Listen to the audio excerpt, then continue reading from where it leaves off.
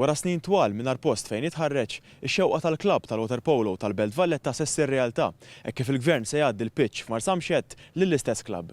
Minħa tiegħu dan se jirriġenera s-sit b'investiment ta' madwar €2 miljun.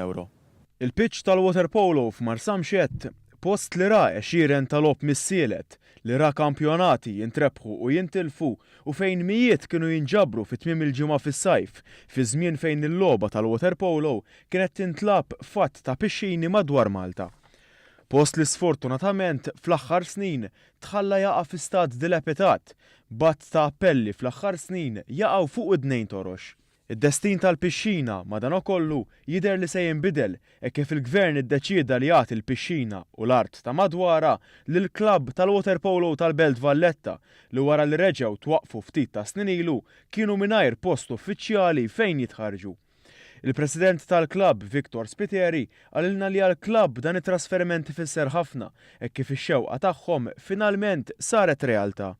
Bħala klabb għandna tal-Water Polo bħalissa m'għandni xejn laqas fejn nitrenjaw m'għandna. Aħna għandna l-investment li se nagħmlu investment xieraq biex ikollna pitch bħal ħadd ieħor fejn ikollna nitrenjaw il-players li għandna. Il-President spjegalna li l-klabb se jkun qed jagħmel investiment ta' €2 miljun biex jirriġenera s-sit fejn fost l-oħrajn il-pixxina se ssir waħda heated. Se jkun qed isir ukoll ristorant, faċilitajiet ta' dressing rooms u saħansitra klassijiet fejn isiru lezzjonijiet ġewwa tal-Water Polo.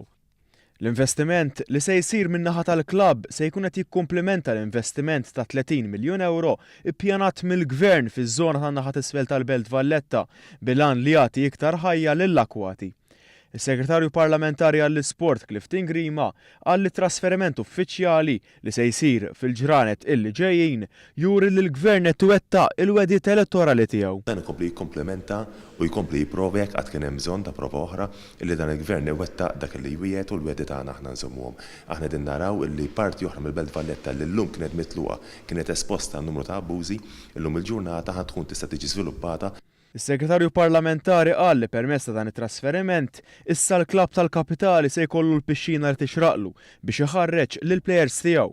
U għattem jgħid li dinja parti minn sensiela ta' inizjattivi li l-Gvern se jkun qed jieħu biex jara li l-klabbs Maltin jilħqu l-potenzjal tagħhom waqt li jikkontribwixxu għall-ekonomija Maltija.